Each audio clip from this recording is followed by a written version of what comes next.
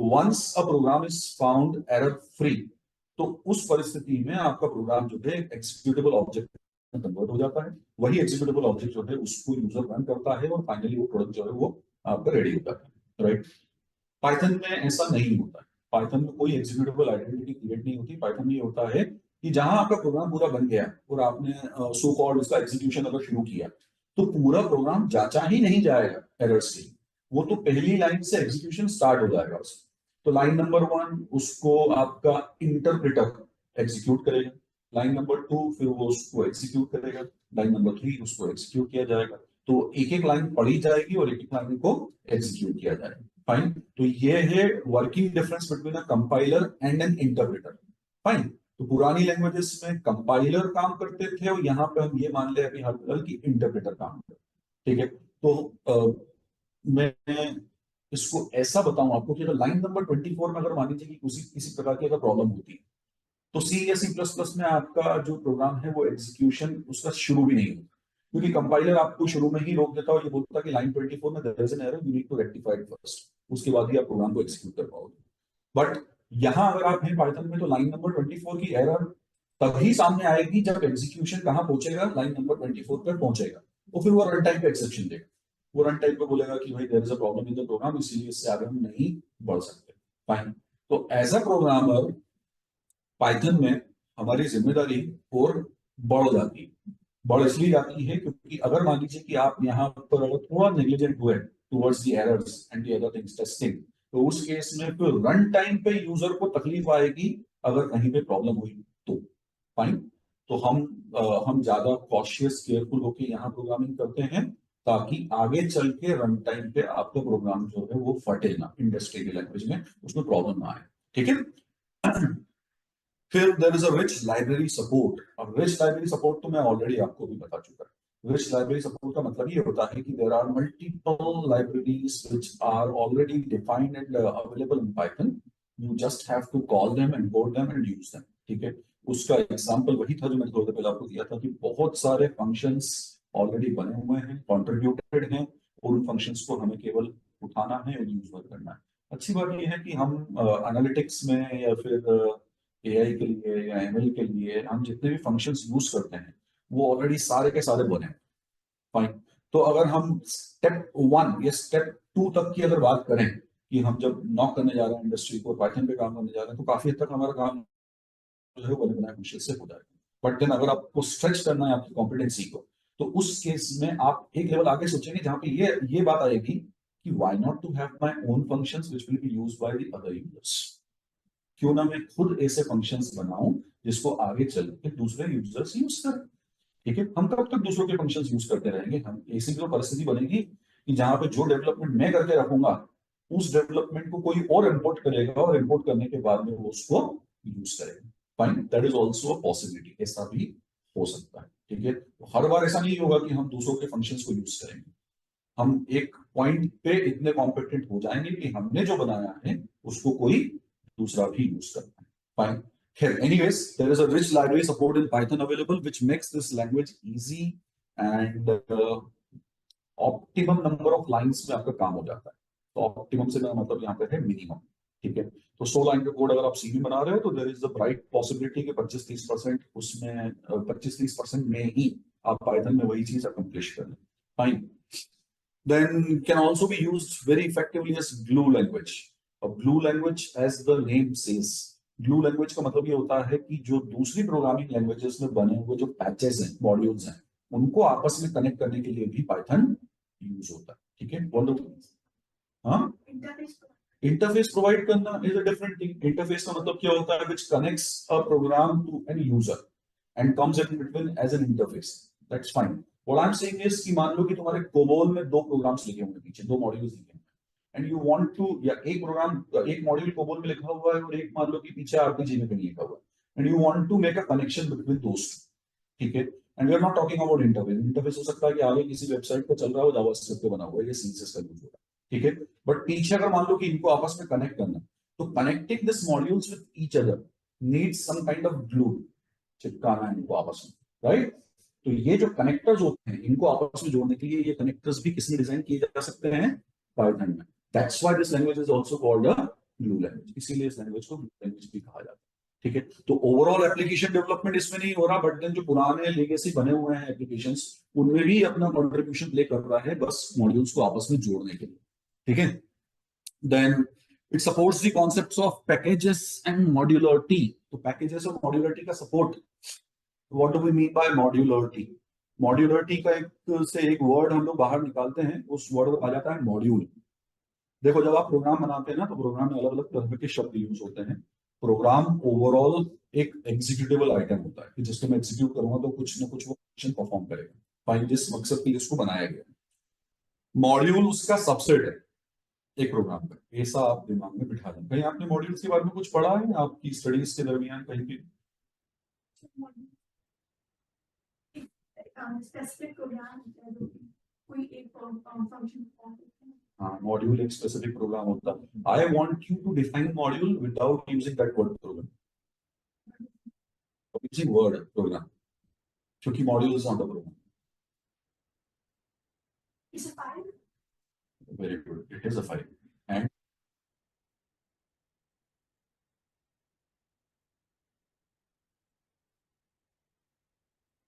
बस हम एक बिल्कुल ऐसा एक एग्जांपल लेते हैं जो हम सबके समझ में आ जाए बिना प्रोग्रामिंग जाने। मान लो कि हमारे पास में एक एप्लीकेशन डिजाइन करने के लिए हमारी एक कंपनी है, और we were fortunate to crack a project. एक कोई बैंक था, उन्होंने कहा कि यार हमारे लिए आप एक काम करो, ये वेबसाइट जो है पूरा डिजाइन करके हमको दे दो। ठीक, अब बैंकिंग वेबसाइट तो हम सबने यूज की हुई, बैंकिंग वेबसाइट के बहुत सारे फंक्शनलिटीज होती हैं अंदर। ठीक है, दो तीन अगर छोटी छोटी अगर मैं बात कर लूं, तो एक फंक्शनिंग उसकी होगी कि जहां पे आप से अकाउंट्स के स्टेटमेंट प्रिंट कर रहे हो, इस तरह की चीजें हैं, अकाउंट से जुड़ी हुई इंफॉर्मेशन फैच कर रहे हो। दूसरी फंक्शनलिटी आपकी मान लीजिए कि वहां पर है बेनिफिशियरी एड्स। ठीक है, चाहे वो एनईएफटी कर रहे हैं या आरटीजीएस कर रहे हैं, तो बेनिफिशियरी ऐड कर रहे हो, वो एक फंक्शनलिटी मान लेता हूँ मैं। तीसरी फंक्शनलिटी जो है वो आप मान लो कि आपके जो ट्रांजेक्शन हो रहे हैं उनकी हैंडलिंग करना, क्रेडिट क्या हुआ, डेबिट क्या हुआ, एंड ऑल। तो मोटे मोटे तौर पे मैंने तीन अलग अलग फंक्शनलिटीज जो है उस डोमेन के अंदर बना दी, और भी हो सकती है। अब मेरे पास अगर कोई भी एप्लीकेशन डिजाइन करने के लिए आता है जिसको मैं प्रोजेक्ट बोल सकता हूँ, प्रोजेक्ट आया मेरे पास, ठीक है, तो ऐसा इंडस्ट्री में कभी नहीं होता है कि उस प्रोजेक्ट का मतलब ये है कि now today I will start working on that project, और मैंने एक नई फाइल ओपन करी something.py is extension for Python programs. ठीक है, .py, और I started writing the code for that project, और मैं आज चला गया मेरे रूम में, और मैंने 1 महीने बाद बाहर निकला, तो मैंने कहा कि लो मेरा प्रोजेक्ट रेडी हो गया, अ सिंगल फाइल। ठीक है, the single file with the complete code, and I am saying कि ये लो, ये हमारी वेबसाइट तैयार है, समझिए। फाइन, प्रैक्टिकली क्या होता है? प्रैक्टिकली ये होता है कि मेरे पास मेरी इंडस्ट्री में सपोज 3 टीम्स हैं। ठीक है, उन 3 टीम्स में मैं पूरा जो काम है उसको डिस्ट्रीब्यूट कर दूंगा। फाइन, मैं कहूंगा कि ओके आप दो एक काम करिए, आप दोनों जो है इस वाले वर्टिकल पे काम कीजिए, जिसमें आपको ये समझना है कि जो अकाउंट स्टेटमेंट प्रिंट हो रहे हैं या फिर जो अकाउंट से जुड़ी जो इन्फॉर्मेशन फैच करना है वो कैसे काम करेगी। ठीक है, तो do the complete Python coding for this thing only. अब आपको इस चीज से कोई मतलब नहीं है कि बाकी पूरे एप्लीकेशन में क्या चल रहा है। फाइन, तो आपको केवल उतना हिस्सा नहीं करना। फिर 2 लोगों से मैंने कह दिया कि आप जो है आप बेनिफिशियरी ऐड करने वाले जो काम है उस पर आप काम कीजिए। आपसे मैंने कह दिया कि आप तीसरा काम कर लीजिए। फाइन, तो I distributed the complete work in multiple teams. Fine, all of you independently started working on your own sections, and now it's perfect time to bring that word here. All of you started working on your own modules. ठीक है, तो आपने अपने अपने modules में वहां पर काम करना शुरू किया। अब अपने आप में अगर आप देखेंगे ना, इंडिपेंडेंटली आपने अगर किसी ने कहा कि सर मेरा वाला काम खत्म हो गया, आप चेक कर लो एक बार, ठीक है, तो that itself is not a program, not the application, not the project. ठीक है, that independently is just a part of program. ठीक है, वो सिर्फ ओवरऑल प्रोग्राम का, ओवरऑल एप्लीकेशन का हिस्सा है। ठीक है, तो you created one module, of course it is written in Python, of course it is a Python file, ठीक है, but it is not a program. Then you came with your module, and what I have done at the end, मैंने क्या किया, मैंने आपके सभी के modules लेकर उन सभी मॉड्यूल्स को आपस में बाइंड कर दिया। ठीक है, तो binding is the word which we use in industry की। बाइंडिंग मतलब combining the modules with each other in order to create one single runnable entity. And that runnable entity is not a single file.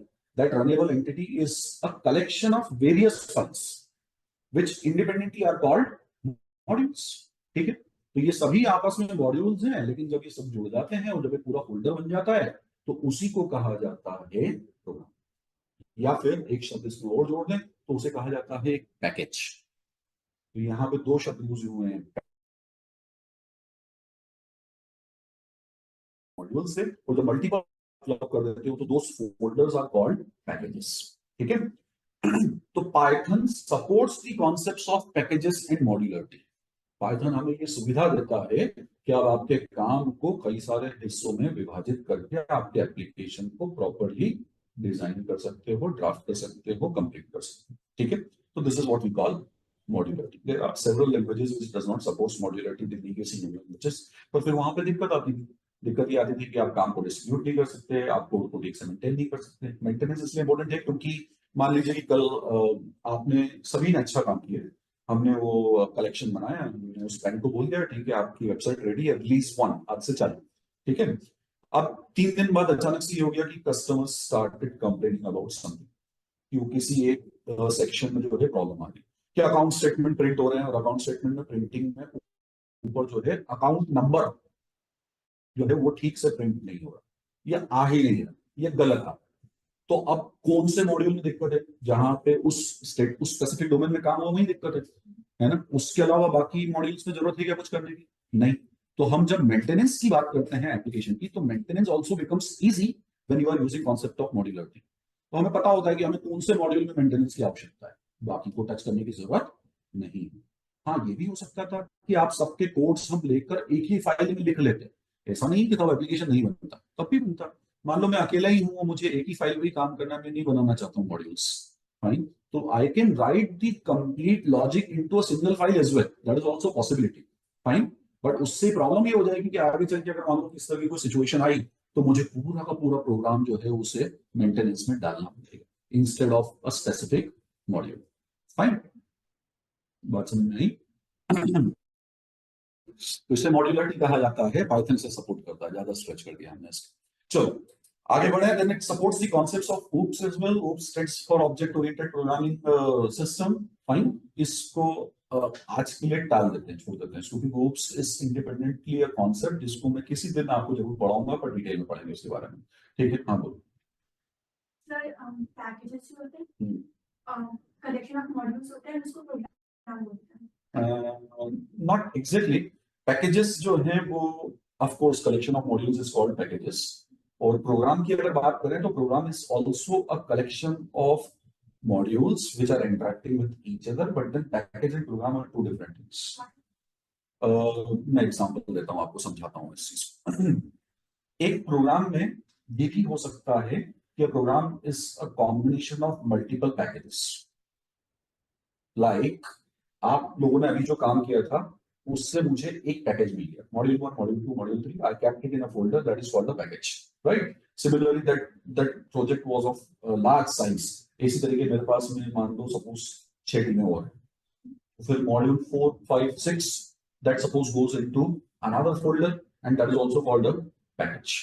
ठीक है, then module what 7, 8, 9 that also goes into a folder that is package number 3। अब क्या होगा? अब independently ये सारे modules या सारे पैकेजेस जो हैं वो एग्जीक्यूटेबल नहीं है, या ये खुद कॉल नहीं हो सकते। तो मुझे क्या करना पड़ता है ऐसी सिचुएशन में? मुझे ऐसी सिचुएशन में एक ऐसा मॉड्यूल बनाना पड़ता है जो इन सबको इंपोर्ट करे और प्रोग्राम को इनिशियलाइज करे। ठीक है, कहीं ना कहीं से तो एंट्री होगी ना कि यूजर ने मान लो कि अगर कॉल, जैसे आप कोई वेबसाइट ओपन करते हैं तो सबसे पहले कौन सा पेज आता है? होम पेज आता है। ठीक है, तो बस वैसा इमेजिन करें कि we need to have a Python code which initializes the complete thing. ठीक है, that kind of module what we call is program entry point. उसे प्रोग्राम एंट्री पॉइंट कहा जाता है। तो मैं क्या करूंगा? मैं कहूंगा कि अच्छा मैंने इन सबसे वो काम तो करवा लिया जो मुझे करवाना था, अब मेरी जिम्मेदारी क्या है? इन सबको आपस में जोड़ना, बाइंड करना। तो जोड़ना मतलब मैं कैसे जोड़ूं उसको? उसके लिए कुछ ना कुछ लॉजिक तो हो। क्या करूंगा? इंपोर्ट पैकेज 2, इंपोर्ट पैकेज 3, और उसके बाद में फिर जो भी करना होगा वो सब करना होगा, राइट। अब जो यूजर इस पूरे एप्लीकेशन को रन करना चाहता है उसको पैकेज 1 2 3 से कोई मतलब नहीं है। वो क्या करेगा, वो जो मैंने मॉड्यूल बनाया है उसको एग्जीक्यूट करेगा, ठीक है। तो अगर मैंने जो मॉड्यूल बनाया है उसको अगर उसने एग्जीक्यूट किया तो उसके एग्जीक्यूशन के साथ में ये इंश्योर हो जाएगा कि ये तीनों पैकेजेस भी उसमें इन्वॉल्व हो गए, क्योंकि they are imported into this module, fine. तो this kind of module which is responsible of binding all of them, which is responsible of providing an interface to the user and starting the things, starting running the program, right? This kind of modules are called program entry points. इन्हें PEP कहा जाता है, programme entry point. और एक पूरे के पूरे अगर मान लो कि एक प्रोग्राम में जितने भी मॉड्यूल्स हैं, जितने भी पैकेजेस हैं, प्रोग्राम एंट्री पॉइंट केवल एक ही होगा, ठीक है। तो this module is program entry point and it is responsible of gathering all the information and all the modules in this complete scenario. अब मुझे बताओ, इस विजुअल के बाद मुझे मैंने भी आपको समझाया, इस विजुअल में कितने पैकेजेस इन्वॉल्व थे? 3, है ना, 1 2 3, उनके अंदर 3 मॉड्यूल्स भी हैं, 9 मॉड्यूल्स। और इस पूरे के पूरे सिचुएशन में प्रोग्राम्स कितने हैं? 1, ठीक है, which comprises this PEP and the complete thing that we created, ठीक है। टोटल नंबर ऑफ मॉड्यूल्स अगर मैं काउंट पूरा होगा, 1 और 3 4 और 3 7 और 3 10, सब्जेक्ट टू कंडीशन के हर पैकेज में 3 मॉड्यूल है, ऐसा मैं मानता हूं। तो 3 पैकेज के अंदर 9 मॉड्यूल प्लस ये एंट्री पॉइंट वाला मॉड्यूल, कितने हो गए? 10। तो there are in total 10 modules in this situation, there are total 3 packages in this situation, but then this complete thing, the complete container is called a program, ठीक है। तो इसलिए